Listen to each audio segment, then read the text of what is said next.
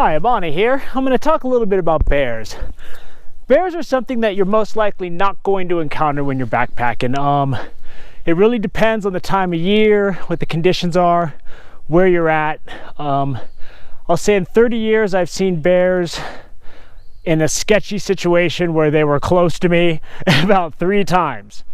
And a couple of times I've had bears come through my camp, and there's evidence they've knocked over backpacks, they've torn a hole in my friend's tent back in the early 90s. So you always want to pretend like bears are going to be a problem, even though they most likely will not. You could be backpacking for 10 years and never experience a black bear and think bears aren't a problem, but let me tell you, when you're in your sleeping bag and you've been fishing all day and there's bears outside knocking stuff around outside your tent at night, bears are a major problem. So you always want to, from the very first start, you always want to think about keeping a chapstick in your pocket or keeping anything with any scent in your tent. You always want to be extra careful, because you never want to have a situation where the bear's coming into the tent, you're freaking out, the bear's freaking out, it's ripping your skin open with its claws. I mean, this is my skin. It's pretty good against like rain and wind, but it's not very good against bear attacks. So what I'm going to do is do everything I can to keep from having any kind of confrontation from bears. One thing you always want to do is make sure your food is safe, because if a bear gets your food, your trip is done. And your camp can be ripped apart, everything can be torn up. As long as your food is swinging up there, you're good to go. Your trip goes on, the bear doesn't get bad habits, everything's good. So what I do is a basic counterbalance. So before you start, you want to tie a loop in one end of the line, because after you throw it over the high branch, this might be out of reach and you're going to have to snag it with a stick. So you know you've picked a branch that's high enough. This is a 50-foot stretch of paracord, which is what I like to use. And it's not very visible, and it's very durable. So you tie a loop in one end of the line before you throw it. You throw it over a branch that's probably 25 feet above the ground, so that you can get it, because you have to get your food at least 10 feet off the ground. I mean, 8 foot is probably good enough, but you don't want to take any chances. And if you get it up to 10 feet, it's going to take like the LeBron James of black bears to get up there and karate chop that thing. So what you want to do, first what I like to do is I like to store my food in items with fragrance, shampoo, whatever, in these large 2.5-gallon Ziploc bags, because these are great to serve as trash bags on the back end. So we divvy up our food in these. If you're by yourself, you could put rocks in one of the sacks and have your food in the other sacks. If you have several people and you're going on a multi-day trip, you can bring more food than your bear canisters can handle, because you can have this food storage as a backup, as extra storage capacity. So what you do is you make a loop in this line. Draw the line through so you can cinch it tight. Take one of the sacks, put that, and just pull it tight. That's all you gotta do, just pull it tight. Make sure it's not gonna come down. Next, you're gonna hoist it all the way up to the branch. Now before you start this, you want to have a long stick ready to go so that you can retrieve it when you need to bring it down, and so that you can catch that line. If you throw the rock over and one end of the line is too high for you to grab, you're going to have to be able to retrieve that line so that you have both lines so you can attach it. So you're going to want to pull this all the way up there, because you want to get this as high as you can. And no matter how high your bags end up going, you can always find a stick long enough to snag it if you set it up right. So then you're just going to tie another simple loop. This bag's all the way to the branch. I'll pull back and show you when I'm done. So you want to put a loop in the line here. You're going to need 2 loops. One loop so that you can cinch the bag like the other one. The other loop is going to be your retrieval loop. So you're going to put that loop, and then about 5 inches down the line, 6 inches, really doesn't matter as long as you can grab your food. You're going to have that second loop. So I got 2 loops in the line. One loop, small loop here, big loop here. Then you're going to want to clean up whatever excess cord you got. I don't like to cut it because you might need to rehang your food, you might be moving, and the conditions might be different, and there's really no reason to cut the line because you might need the whole length at some point. The good thing about this paracord is it's really handy when you're backpacking. I mean, it could serve to fix some failures in your pack, shoelaces. You can use it to secure your tent a little better if it's really windy. I mean, there's a lot of stuff you can do with this paracord, and it's invaluable when you're in the backcountry sometimes. So you take your second sack. You put the excess line in the sack, cinch it,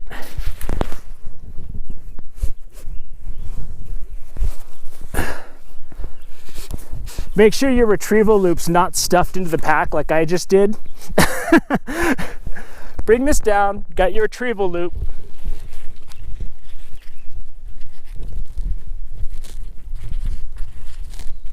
Put the line through here.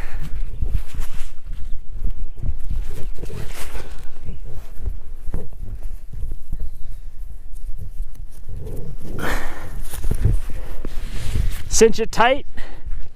Your pack is your bag is there.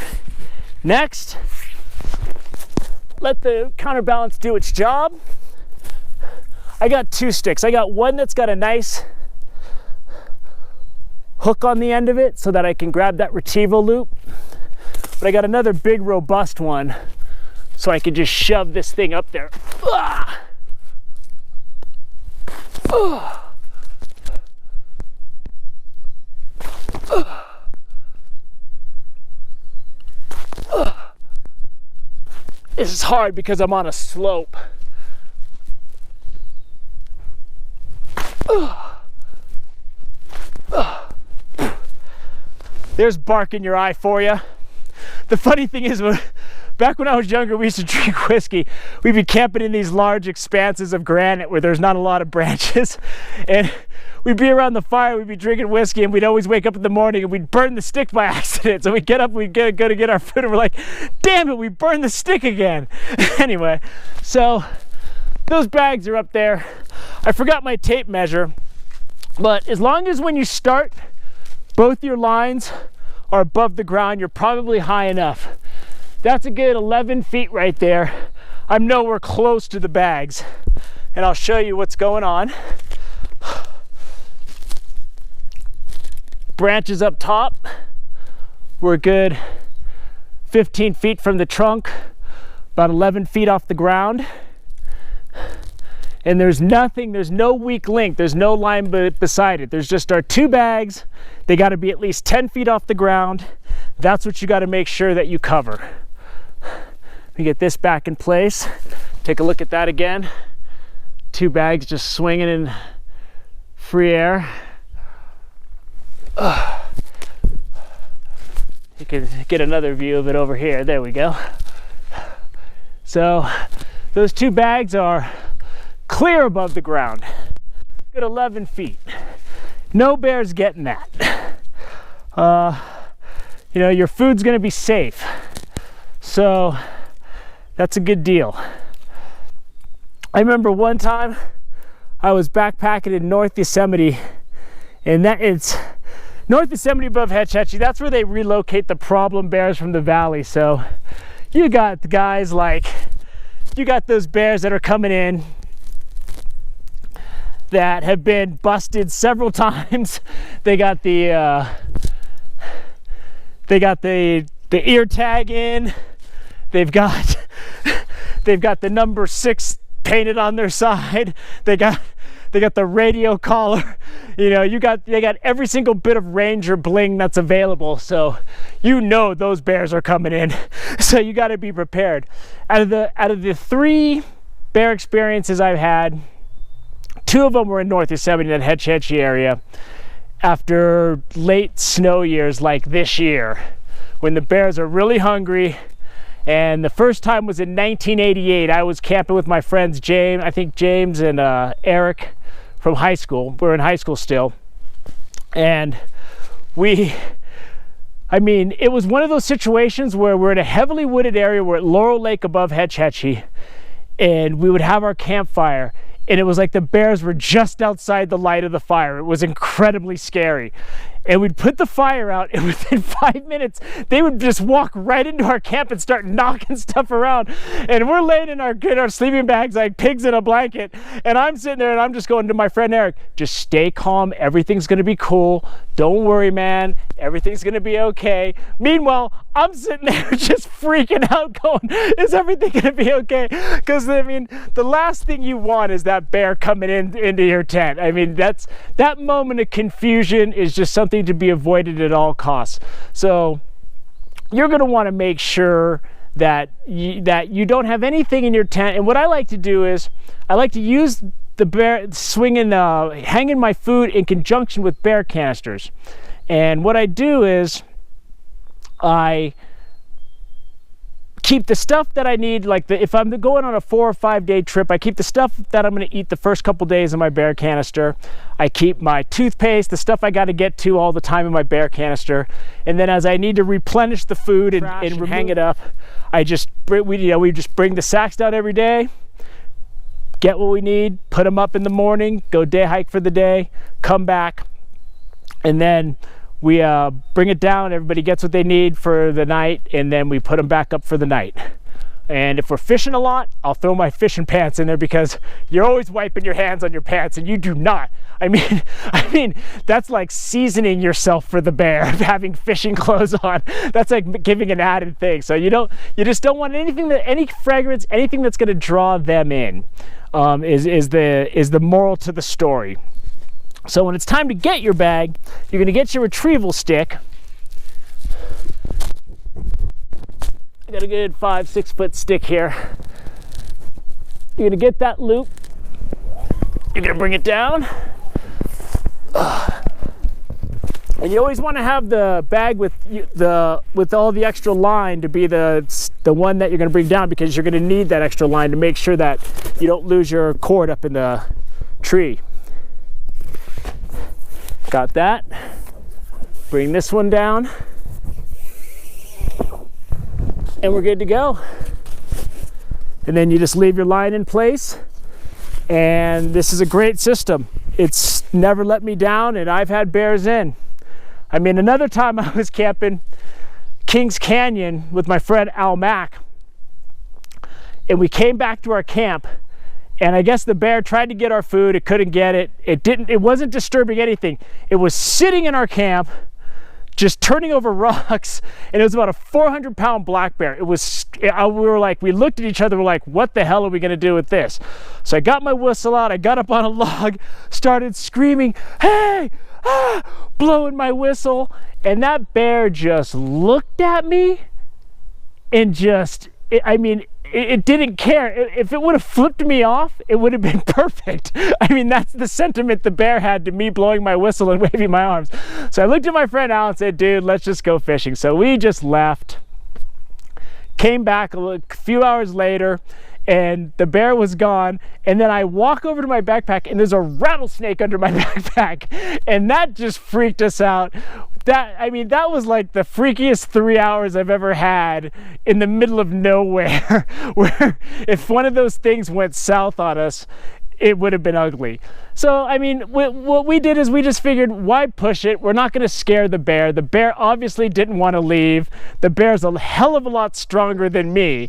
You know, you look at videos of bears breaking into cars. I don't want to put my skeleton up against that force. So it's better just to back away slowly and leave. If you ever see a bear, you never want to run. If you're going to run, you might as well just smear honey all over the back of your neck so that first bite is good. It is better for the bear, because there's no way you're outrunning a bear, and bears climb trees.